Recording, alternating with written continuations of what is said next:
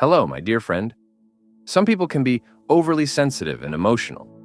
This is not their choice. Unfortunately, we come into the world this way, so we tend to be more empathetic, more thoughtful, and more sensitive, which can make us feel drained. I say we because I am one of these people too. Some people say it's because I'm a Cancer, but I'm unsure whether I believe in astrology or not. I'm open to your suggestions on that. Now, in this video, I will talk about how overly sensitive people can find happiness. If you're ready, let's begin. First of all, if you're a highly sensitive person, a busy life full of stress, running from one place to another, won't be good for you. You might look around and see others enjoying the hustle, seeming perfectly happy, and wonder if there's something wrong with you. But no, my friend, there's nothing wrong with you. You're just a sensitive person, and that kind of pace isn't for you. Speaking from personal experience, we need to take things slower. A more relaxed, calmer life, where you can savor moments, is what makes sensitive people happy. Sensitive people can feel uneasy, even in crowds of people they love. That's why it's important to have a place where you can be alone. For example, I used to go to the botanical park in Ankara during the weekdays when it was empty. I'd sit there, watch the greenery and people, and it became my escape. Another place is the balcony at my office where I watch the sunset. It feels like therapy. Every sensitive person needs a retreat like this to recharge. Another key point is not to suppress your emotions. If you feel like crying, then cry. If you're feeling bad, inadequate, or sad, don't force yourself to be strong all the time.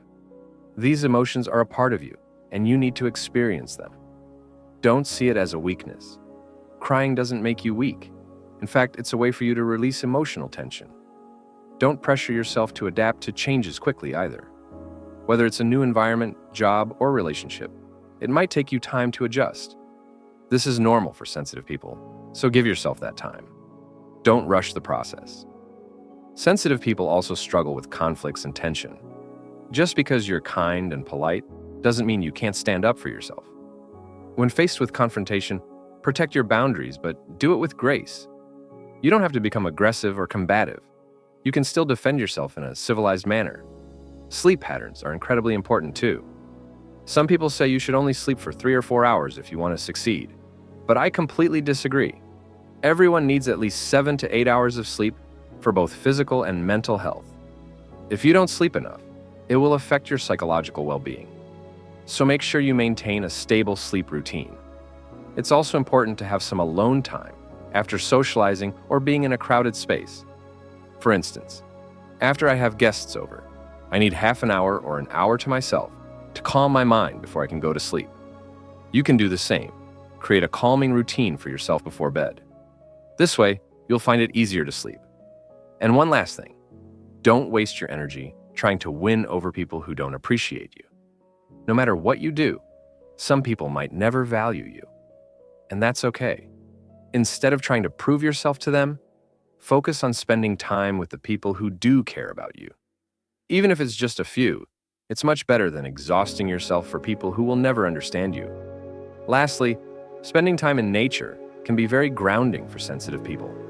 Sometimes just walking and touching the leaves or feeling the earth under your feet can help release stress. In the absence of a beach, even just rubbing your feet on a carpet can give a similar effect. Take time to connect with nature in whatever way you can.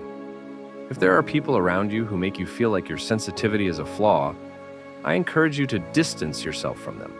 Sensitive people can fall into the trap of worrying about the same situations repeatedly, even though they've faced similar challenges before. To combat this, keeping a journal of your thoughts and experiences can be helpful. When you reflect on past events, you'll likely realize that most of them turned out better than you anticipated. That's all for now. Being a sensitive person isn't a bad thing. Be kind to yourself. Take care and see you next time.